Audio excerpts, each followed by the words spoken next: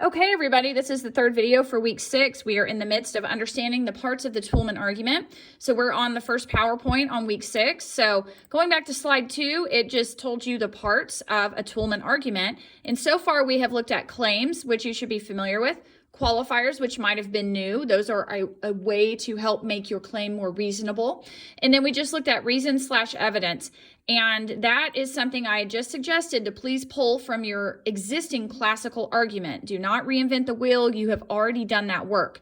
Now, let's say when I graded your classical argument that you did not get a perfect score on your, rubric for that particular part of the essay. If there were some holes in your evidence or some things that you weren't fully providing evidence for, you need to go back and read my comments on your grade and turn it in so that you can get those sections up to par for this argument. So I did want to bring that up. So I believe we are now on, so the last slide we looked at was reasons evidence, which is slide 5. So on slide 6, we go into the next part of the Toulmin argument. This is the fourth thing that you're going to do on your Toulmin argument. This is called warrants. So it says, anytime you make an argument, you are making assumptions about your audience, their beliefs, their values, and their views. Such assumptions frequently connect the reasons of your argument to the claim. For example, if you argue that plastic straws should be banned in restaurants because they are bad for the environment, you are assuming that your audience cares about the environment. In Toulmin argument, such assumptions are called warrants. And that's often why I tell you to be very, very careful about using second person language, which is where you address the audience as you, or you include them when you say we or our. Your audience may not be a part of that group and you're making that assumption about them. So you really do, I think, have an understanding of what warrants are, even if you did not know that they were called warrants. The first time I studied warrants during my master's degree, really, I don't feel that I was taught this in my undergrad education. I mean, I thought, oh, this is the name of a 80s hair band, but it's so much bigger than that. It's any assumption that you are making. Sometimes the assumptions we make are fair and sometimes they aren't. So you need to be aware of the assumptions you're making about your audience. So then down here it says visualize the relationship between these components would look like, and then it gives you this, these 3 blue circles. So your reason is plastic straws damage the environment. And then it points to your claim, plastic straws should be banned in restaurants. The warrant is the environment is worth protecting. So that's the assumption you're making, is that your audience would agree with the environment is worth protecting. And honestly, even on your Rogerian argument, that's what you did when you addressed paragraph 5, which was shared values or common ground. You were trying to find things that all people would agree on. And I think probably most people would say the environment is worth protecting. We all live here, but maybe there are disagreements as to the actual policies that should be taken to enact environmental protection. So it says right below, the warrant can be thought of as the since, S-I-N-C-E, part of the argument. For example, since the environment is worth protecting, plastic straws should be banned in restaurants. So that's what a warrant is.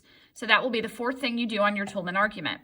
So then you have, sorry, I jumped very quickly. You go to the next part called the backing. In the Toulmin model of argument, it's not enough to simply realize the assumptions you make within an argument. Just as the reasons require evidence, the warrants require support as well. So warrants and backing are tied very closely together. And that's probably why you present the warrants and then you present the backing next. They go together.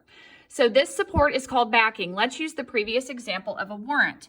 So they repeat this for you that you just saw, and then you go over here.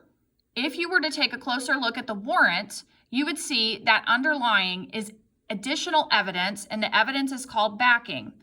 So the warrant is the environment is worth protecting.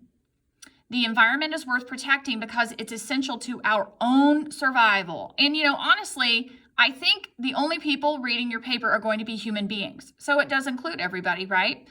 And so then it points here, if the environment suffers, so too does our quality of life. And so that is the backing of a warrant. It supports the warrant. If we're going to assume that most humans care about the environment, at least to an extent, this is the support. It's essential to our survival, and our quality of life runs the risk of suffering if we don't address environmental issues at all. So I hope that explains a little bit about backing. And then we have slide 8, rebuttal response. So this is the next or the final part that you're doing of a Toulmin argument. So just as in a classical argument, a Toulmin argument anticipates there will be objections to your claim and your argument being put forth. So in a classical argument, you would acknowledge and address those objections in what was called section 4, counter evidence. And that's where you did what I called refuting. So as I explained in one of the earlier videos, in a classical argument, it's referred to as refuting, but in a Toulmin argument, we call it a rebuttal. So, and that's exactly what the next sentence says. In a Toulmin argument, these objections are called conditions of rebuttal. For our purposes, we will refer to this part of the argument as the rebuttal and responses. So again, we have example here. So, example, if you were arguing that our healthcare should be paid for through tax funds, you could expect several common objections.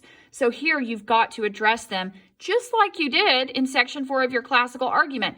So students, can you pull what you've already done in your classical argument section 4 over to here? Yes, absolutely, right? So don't reinvent the wheel. So they give you 3 bullet points. Universal health care would put an unfair tax burden on American citizens. Secondly, the quality of health care would suffer. And 3, due to limited revenue, health care would have to be rationed. So then it says here, this is where you have to respond. And so in a classical argument, that's called refuting. Here, we're just calling it a response, okay? So acknowledge these rebuttals, and then you respond in a logical and fair manner. Let's, not get angry over it, right? Let's maintain a fair tone. Your response might look like this. And I like that they have 3 bullet points for, the opposing viewpoints. And then we're going to address also all 3 of those with 3 responses here. So the first one, universal health care would raise taxes. Yes. So you're acknowledging them, but Americans would never have to worry about going bankrupt due to illness. So that makes a fair point.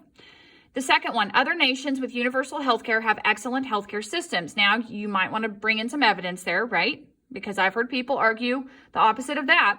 And then third, under our current system, insurance companies already ration healthcare. And I'm sorry, but as an adult who's had health insurance for a long time, that is true. I mean, I could prove that just with my own medical bills. So that's just an example for you of addressing, rebuttals with responses. And then slide 9 is an example outline.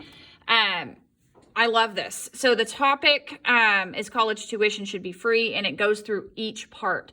So really what a student's goal would be, and now we're about to hit 8 minutes. So I'm going to stop and start a next video. Hang on.